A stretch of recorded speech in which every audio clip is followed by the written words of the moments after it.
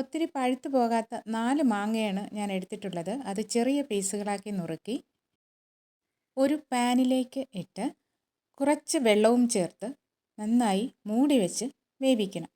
ഇതൊന്ന് വെന്ത് കഴിയുന്നത് വരെ അത് മൂടി തുറന്നു പോലും നോക്കരുത്. അങ്ങനെ തന്നെ വയ്ക്കുക. ഗ്ലാസ് മൂടിയാണെങ്കിൽ നമുക്ക് കാണാൻ കഴിയും. അതിൻ്റെ വെള്ളമെല്ലാം ഇതുപോലെ വറ്റി കഴിയുമ്പോൾ ഒന്ന് മൂടി ഓപ്പണാക്കി ഇതുപോലൊന്ന് കുത്തിയുടച്ചു കൊടുക്കുക.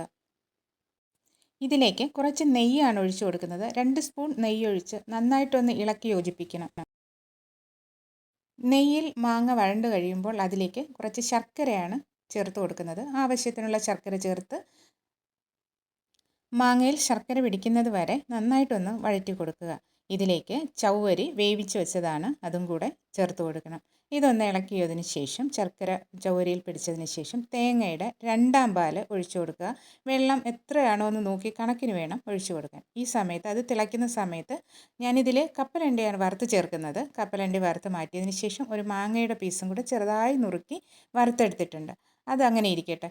ഇനി നമുക്ക് തേങ്ങയുടെ 2ാം പാലും കൂടെ ചേർത്ത് നന്നായിട്ടൊന്ന് ഇളക്കി മധുരം കണക്കാണോ എന്ന് നോക്കി മധുരവും കൂടെ കുറവാണെങ്കിൽ ചേർക്കുക. അതിനുശേഷം ഈ വറുത്ത് വെച്ചിട്ടുള്ള കപ്പലണ്ടിയും മാങ്ങയുടെ പീസും കൂടെ അതിലേക്കിട്ട് ഇളക്കി യോജിപ്പിക്കുക. അങ്ങനെ ഇളക്കി യോജിപ്പിച്ചെടുത്തു കഴിഞ്ഞാൽ നമ്മൾ സൂപ്പർ ടേസ്റ്റി മാംഗോ പായസമാണ് നമുക്ക് കിട്ടുന്നത്.